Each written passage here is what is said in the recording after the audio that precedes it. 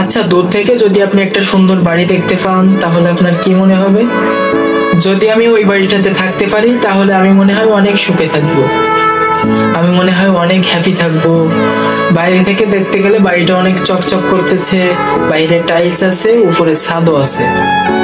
বাড়িটা মোটামুটি আমার মনের মধ্যে একটা জায়গা করে নিয়েছে। কিন্তু আপনি যখন বাড়ির ভিতরে প্রবেশ করলেন, বাড়ির গেটটা খুললেন, তখন দেখলেন বাড়ির ভেতরটা একদম অগোছালো, বাড়ির ভেতরটা একদম ময়লা দিয়ে ভরা। তখন যদি আপনি ভাবেন বাড়ির বাইরেটা অনেক সুন্দর হইলেও এই ঘরে আমি থাকতে পারবো না, তখন কিন্তু আপনি ভুল করবেন। আবার যদি আপনি ওই বাড়িটাকে আপনার নিজের মতো করে সাজিয়ে নিতে পারেন, তখন দেখবেন বাড়িটাতে আপনি একটা শান্তি পাবেন। ঠিক সেরকম আপনাকে জীবনে চলতে হলে আপনাকে হাসতে হবে।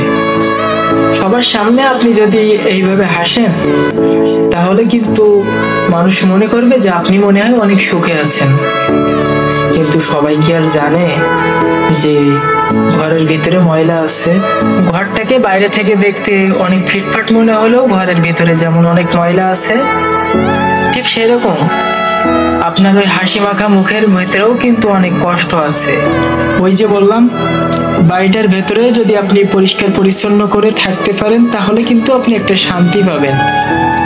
ঠিক সেরকম আমাদের এই হাসি মাখা মুখের ভেতরেও কিন্তু অনেক কষ্ট থাকে, সেই কষ্টটা চাপা থাকে, সেই কষ্টটা দেখতে কিন্তু কেউ আসবে না। হয়তোবা বাড়িটা বাইরে থেকে দেখতে অনেক সুন্দর লাগবে, সবাই দেখবে যে বাড়িটা বাইরে থেকে অনেক সুন্দর, কিন্তু বাড়ির ভেতরে যে ময়লা আছে সেইটা কিন্তু কেউ দেখবে না, ওইটা যার বাড়ি শুধু সেই দেখবে। ঠিক তেমনই আপনার ভিতরে যদি ওই কষ্টটা লুকানো থাকে সেটা কিন্তু কেউ দেখতে আসবে না, ওই কষ্টটা শুধুমাত্র আপনারই সহ্য করতে হবে। একটা বাড়ি আপনি যখন সুন্দর করে পরিষ্কার করে রেখে দেবেন তখন কিন্তু একদিন, 2 দিন, 3 দিন, এভাবে কয়েকদিন পর দেখবেন যে আস্তে আস্তে কিন্তু ময়লা জমতেছে। ওই ময়লাটা যেমন জমতেছে ঠিক সেরকমই আপনার জীবনে আপনি এখন না হয় সুখে আছেন, কিন্তু 2 দিন পরে দুঃখ আসবে না এমন তো কোনো কথা নাই। দুঃখ আসবে, দুঃখ আজ না হয় কাল আসবে, সুখ আজ না হয় কাল আসবে। ময়লা যেমন ঘরের একটা অংশ, ঠিক সেরকম দুঃখ জীবনের একটা অংশ।